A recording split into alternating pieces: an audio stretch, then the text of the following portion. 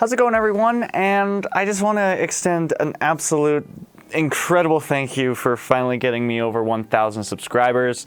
I know it happened kind of early last month, but man, I finally get to say it because this is the 1,000 subscriber special, or at least the start of it that I was planning on doing clear back in October of last year. So some of you may remember a community post that I had made at one point last year about potentially doing a remastered version of my recording guide tutorial that I did back in 2020.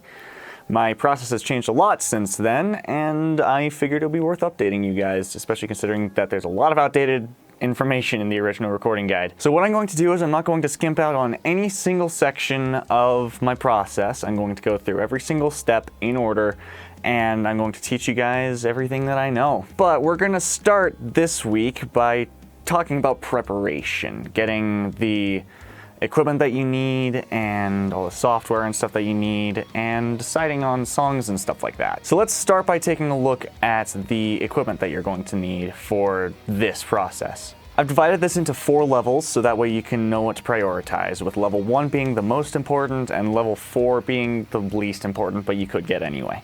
So let's get into it. Starting at level 1, you'll need an instrument, in my case a guitar, and that's what I'm going to be using for the purposes of this tutorial series.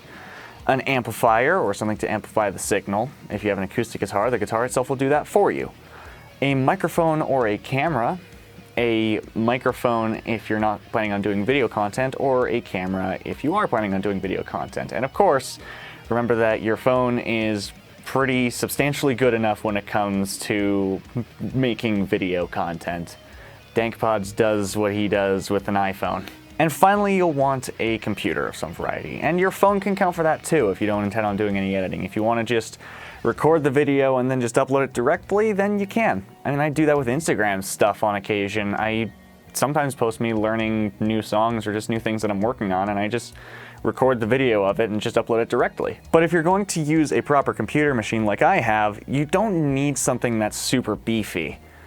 The beefier your computer, the better it will be at processing a lot of different instruments, but you really don't need anything super crazy. You don't need an AMD Ryzen 7 like I have. I used to do a lot of my music stuff on a last gen i3, so take that for what you will.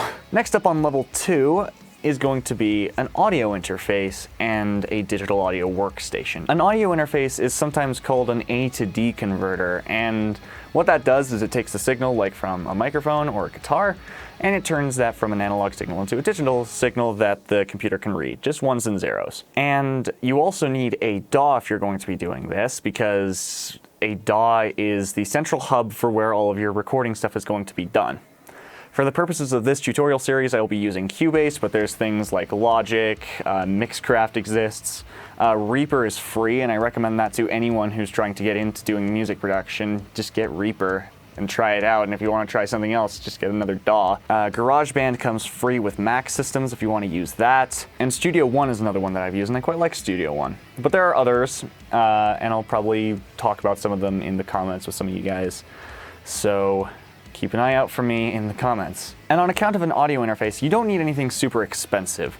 I have a Focusrite Scarlett 18i20, and that is a $600 interface.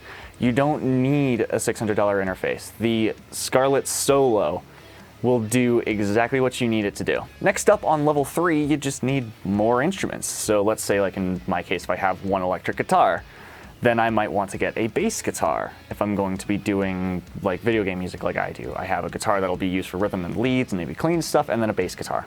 And that's fucking it. You don't need anything more than that. You can see behind me, but also behind the camera, there's a lot more of a serious problem here. You don't need 23 guitars, you just don't. And next, you'll need speakers or headphones. And this is a bit of a point of contention for some people. A lot of people swear by headphones, a lot of people swear by speakers, like the studio monitors I have up here. I swear by studio monitors because studio monitors will give you a clearer picture of what the overall mix sounds like, but you can still make a pretty decent mix with a set of headphones. And if you're just starting out, a pair of Sennheiser, I believe these are HD200 Pros, Sennheiser HD200 Pros. These are like $100 headphones, and they will do exactly what you need. They do have a little bit of a bass boost in the low end, but they will still do exactly what you need. The reason I say stick to headphones is because if you want to use professional studio monitors, that is a bit more of a complicated process to set up.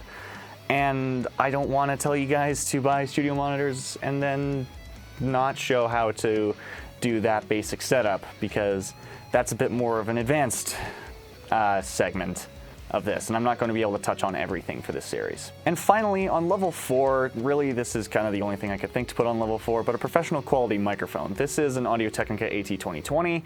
I've been using it since about 2017, and it is one of my all-time favorite microphones, and it sounds freaking great. But you can get things like a Shure SM57 or other good cheap options like Shure SM58 is another good one. But you can do a lot of research, and I can also talk about some other microphone choices in the comments if you guys want. If you're going to be doing like acoustic guitars and stuff, get yourself one of these. Like, get an AT2020. You don't need the boom arm.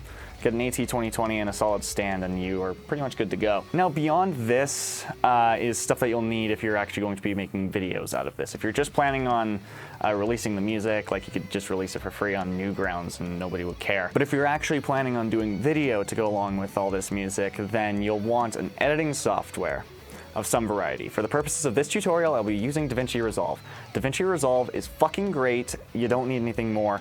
Fuck Adobe Premiere. And something else you want to look into is something called VSTs or VSTIs. It's just virtual instruments.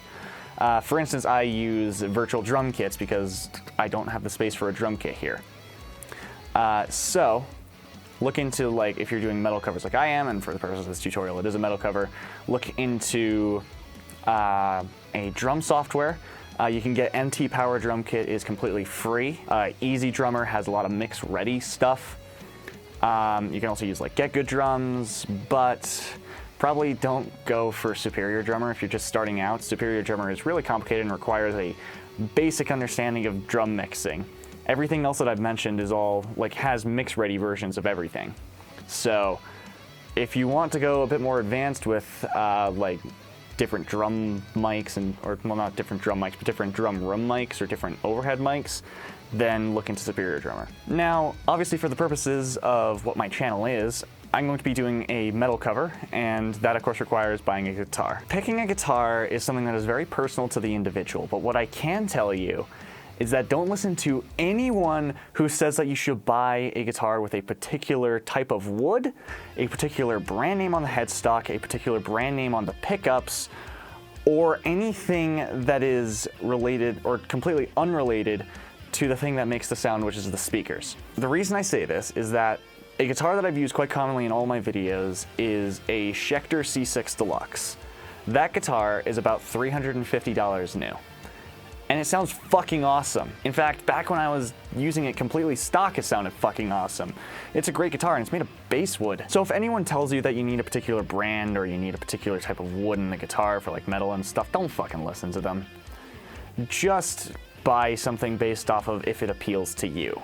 If it is an interesting instrument to you and you like how it looks or you like how it feels to play, then get that. Now, if you are going to do music videos like I do, and obviously it's part of the tutorial series, so if you're interested in doing it, then listen to me. Clean your fucking guitars. I've become victim of this on occasion too, but actually cleaning your instruments is a major part of the process because it makes you actually look presentable. In fact, just generally taking care of your instruments will go a long way to making you look professional. But that is an entire separate process that is outside of the scope of this tutorial series. So with that, I will let you guys figure out what it is that you want to get, and I will answer any and all questions that you have in the comments. Now please note, for the purposes of this tutorial series, when it comes to the actual recording part, everything will be done in Cubase, and I will not be spending any time explaining certain functions that I do in Cubase for other DAWs. I will answer questions about those kinds of things in the comments, but I will not be doing it in the video itself.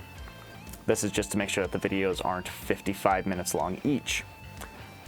I like having sanity, thanks. So obviously ask any questions that you have in the comments and I will answer them all as best I can. There are some things that I can't answer because I'm not familiar enough with other DAWs to answer those questions. So frankly, Google is your best friend most of the time. Or hopefully there are other people who are watching this that are like trying to learn my process but are familiar with other DAWs that can answer some questions too.